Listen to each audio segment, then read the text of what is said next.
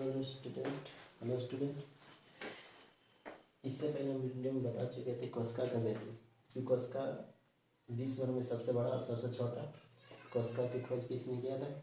कोस्का सबसे ज़्यादा तेज विभाजित होने वाला कोस्का कौन है और सबसे विभाजित नहीं होने वाला कोस्का कौन है? इससे पहले हम बता चुके थे।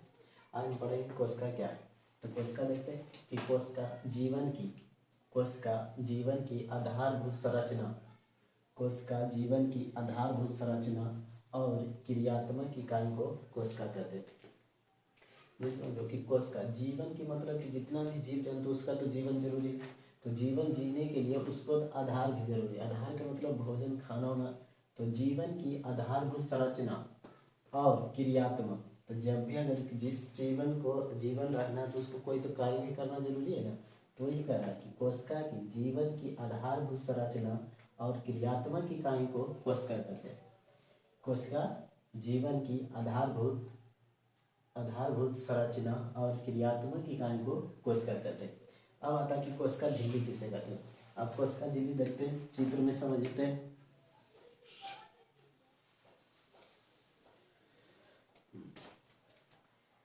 मान लीजिए कि ये कोशिका है। अब आता है कि कोशिका झिल्ली क्या कहते हैं। तो कोशिका झिल्ली को इंग्लिश में प्लाज्मा मेम्ब्रेन बोला जाता है। कोशिका झिल्ली को इंग्लिश ना प्लाज्मा मेम्ब्रेन बोला जाता है। ये कोशिका झिल्ली, तो झिल्ली का मतलब होता है कि पतली सा मुलायम जैसा रहता है जिससे बोला जाता है। तो कोशिका झिल्ली को इंग्लिश ना प्लाज्मा मेम्ब्रेन बोला जाता है। तो देखते हैं, तो कोशिका के बाहरी एक आवरण होता है। कोशिका के एक बाहरी आवरण होता है जिसे हम कोशिका कहते हैं। कोशिका के एक बाहरी आवरण होता है जिसे हम कोशिका कहते हैं। अभी कोशिका ये पेड़ पौधों एवं जंतु में, पेड़ पौधे एवं जंतु में पाया जाता है। मतलब कहने का मतलब हुआ कि पादप एवं जंतु कोशिका दोनों पाया जाता है। पादप एवं जंतु कोशिका में दोनों पाया जाता है। ये बना रहता है प्रोटीन का। ये बना क्या चीज रहता है? प्रोटीन का। यह अर्धपरागमय होता है। यह अर्धपरागमय का मतलब होता है कि कुछ पदार्थ उससे आर पार हो सकता है। जैसे कि शरीर में है तो अर्धपरागमय, तो इसका कुछ वस्तु आर पार, कुछ पदार्थ आर पार आता जाता है, उसे अर्धपरागमय कहते हैं। अब आता है कि इसी में कोशिका के सभी अंग पाए जाते हैं। तो सुनिए कि कोशिका के बाहरी आवरण को कोशिका झिल्ली कहते हैं। यह पादप एवं जंतु में पाया जाता है। यह प्रोटीन का बना होता है और यह अर्धपरागमय होता है। इसी में कोशिका के सभी अंग पाए जाते हैं। अब देखते हैं कि कोशिका में कौन कौन सा अंग पाया जाता है। तो कोशिका में पहले माइटोकॉन्ड्रिया पाया जाता है। माइटोकॉन्ड्रिया, गल्जी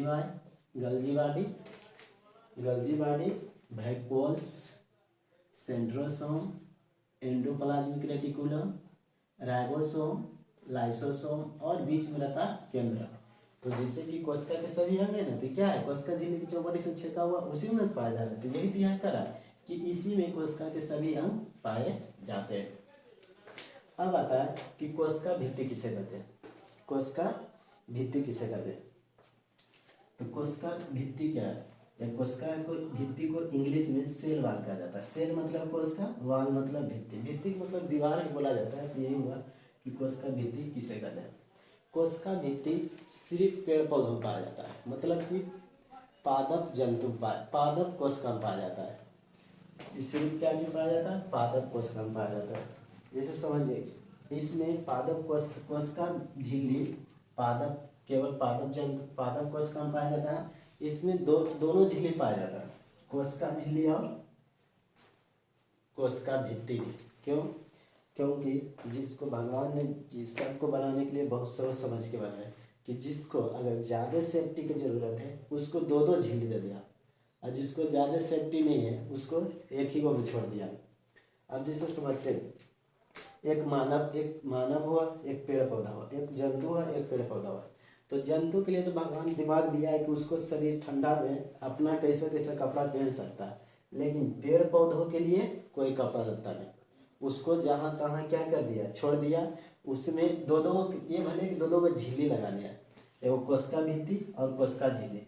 देखते कि कभी कभी कोई बात करते रहता है, बात कर रहा लात से मार रहा है पेड़ पौधों को, बात कर रहा पेड़ पौधों को मार रहा। कोई बच्चे इतना बदमाश हो जाकर टहनी से लटक जाता है। अरे यार उसको तो भी दर्द होता है ना, इसीलिए उसमें भगवान ने दो दो झिल्ली दे दिया, एक कोशिका झिल्ली और पादप कोशिका भित्ति। तो पूछा जाता है कि ऐसा कौन सा कोशिका है जिसमें दो दो झिल्ली लगा रहता है, तो बोला जाएगा पादप कोशिका, या पेड़ पौधों में कोशिका है जो, तो वही है। तो कोशिका भित्ति किसे कहते हैं, तो देखो कि कोशिका झिल्ली के बाहरी एक और आवरण होता है, कोशिका झिल्ली के बाहरी एक आवरण और होता है, उसे कोशिका भित्ति कहते हैं।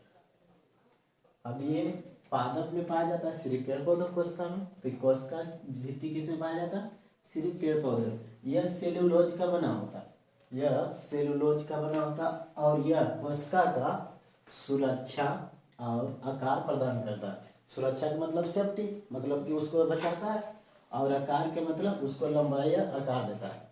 अब जैसे कोई लड़का बच्चा जो पेड़ पौधों को जाके लात से मारने लगता है, तो उसमें तो आकार सुरक्षा चाहिए ना, तो इसीलिए कोशिका भित्ति यह किसे कहते हैं, यह केवल पादप में पाया जाता है, यह सेलुलोज का बना होता है, यह कोशिका को सुरक्षा और आकार प्रदान करता है, जिसे हम कोशिका भित्ति कहते हैं।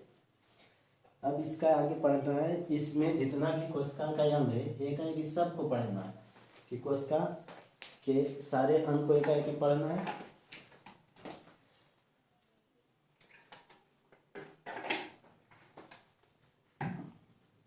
तो पहले हम माइटोकॉन्ड्रिया पढ़ेंगे, उसके बाद Golgi body, vesicles, centrosome, endoplasmic reticulum, ribosome, lysosome, केंद्रक।